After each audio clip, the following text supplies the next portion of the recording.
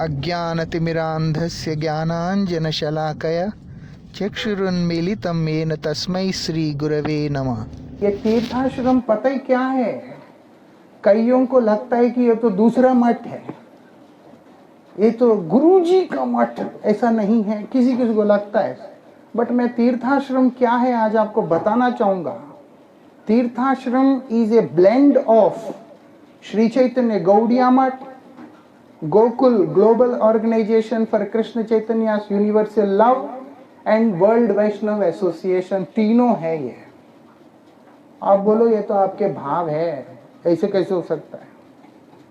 But ये fact है।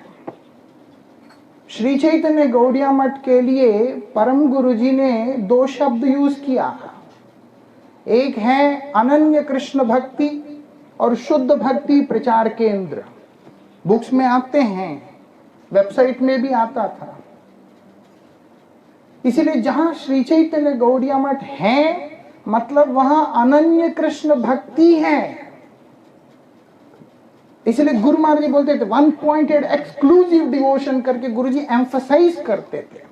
इसलिए श्री चैतन्य गौड़िया मठ मतलब है वो अनन्य कृष्ण भक्ति का स्थान है। वही श्री चैतन्य गौड़िया मठ के सिद्धांत को, वही विचार और आदर्शों को लेकर अब गोकुल क्या है? गुरुजी ने बनाया गोकुल का, गुरुजी ने स्थापना किया global organisation for Krishna Chaitanya universal love.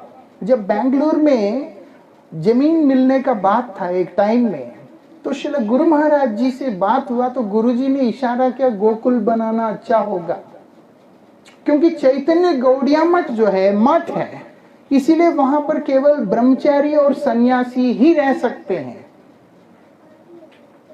Gokul गुरुजी ने ऐसे बनाया, इसीलिए हर स्थान पे गोकुल के जो ऑर्गेनाइजेशन रजिस्टर हुआ है उसको अलग अलग गृहस्थ भक्तों के नाम पे ही किया गुरुजी ने।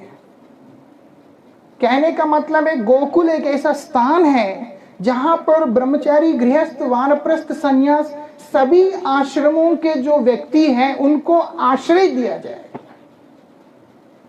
जो कि चैतन्य गौड़िया मठ में मठ होने के कारण लोग आ सकते हैं, शिष्य हो सकते हैं, लेकिन वहां पर केवल ब्रह्मचारी अथवा सन्यासी ही वास करेंगे। लेकिन गोकुल जो है गुरुजी ने ऐसा बनाया जहां पर चारों आश्रम के लोग मिलकर सम्मिलित रूप से हरिगुरु वैष्णवों की सेवा को कर सकेंगे।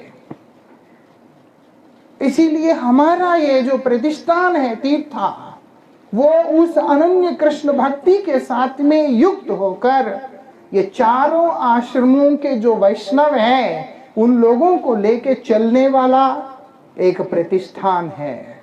इसीलिए तीर्थाश्रम जो है वो क्या है, वो उसके अंदर आपको चैतन्य गौड़िया मठ भी मिलेगा, गोकुल भी मिलेगा, वर्ल्ड वैष्णव एसोसिएशन भी मिलेगा, जिसके गुरु महाराज जी दीर्घ काल के लिए प्रेसिडेंट रह चुके। ये विश्व वैष्णव राज्यसभा क्या है? World Vaishnava association. जितने भी वैष्णव, श्रील प्रभुपाद ने कहा तुम लोग सब मिलकर प्रचार करना, रूप रघुनाथ वाणी को प्रचार करना। वही आदर्श परम गुरु जी ने दिखलाते हुए अपने मठों के वार्षिकोत्सव के अंदर अन्यान्य वैष्णवों को आमंत्रित करके उनके द्वारा दिव्य हरिकथा को श्रवण करते थे, कराते थे अपने भक्तों को। वही परंपरा को जीवित रखते हुए हम लोगों ने भी तीर्थाश्रम की तरफ से गुरुजी के संन्यास उत्सव में तो लोग आए ही हैं। इसके अलावा हरिनामामृत रसधारा के नाम से 2 ऐसे कार्यक्रम किए जहां पर अलग अलग आचार्यों को आमंत्रित किया। इसके अलावा व्रज के अंदर जो भी वैष्णव होते हैं, आचार्य होते हैं, उनको समय समय पर आश्रम में बुलाकर उनके मुखारविंद से हरिकथा इत्यादि को श्रवण करते रहते हैं।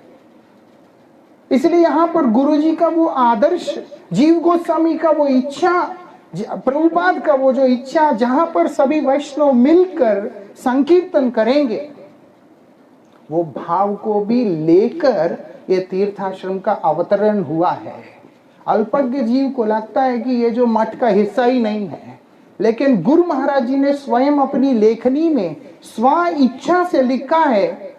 उनकी अपनी स्व इच्छा से गुरुजी ने भावुक होकर के लिखा कि तीर्थ आश्रम चैतन्य गौड़िया मठ से अभिन्न है।